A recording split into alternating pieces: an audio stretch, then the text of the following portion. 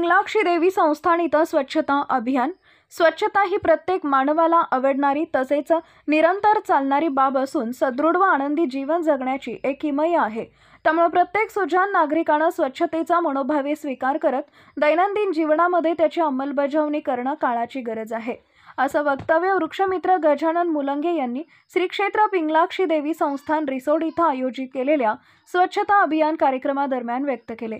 आयोजित केलेल्या कार्यक्रमामध्ये गजानन कोरडे पोलीस पाटील रिसोड, विष्णू जटाळे वनपाल सामाजिक वनीकरण परिक्षेत्र रिसोड, सेवानिवृत्त मुख्याध्यापक मदन चौधरी, हरिभक्त परायण सोपान महाराज, मंदिर व्यवस्थापक व पुजारी अशोक वाघमारे तसेच शालेय विद्यार्थी इत्यादींनी सहभाग नोंदवला।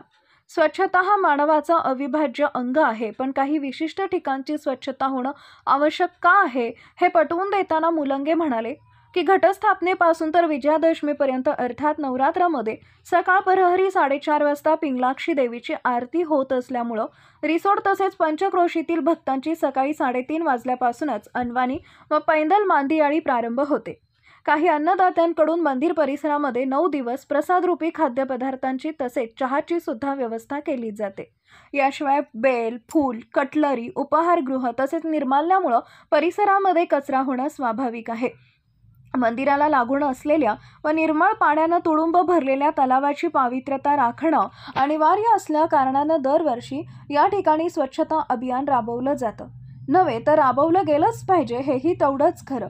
स्वच्छतेचं कार्य करत असताना काही मुलांनी मंदिरामागील विशालकाय वटवृक्षाच्या पारंब्यांना लोंबकळत झोके घेण्याचा मनमुराद आनंद लुटला।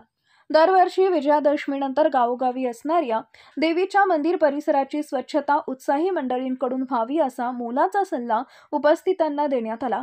कार्यक्रमाच्या यशस्वीतेकरिता सुधाकर वाघमारे, दिनकर घोटे, प्रतीक्षा मुलंगे, वेदिका थोरात तसेच बालगोपालांनी भरीव योगदान दिले।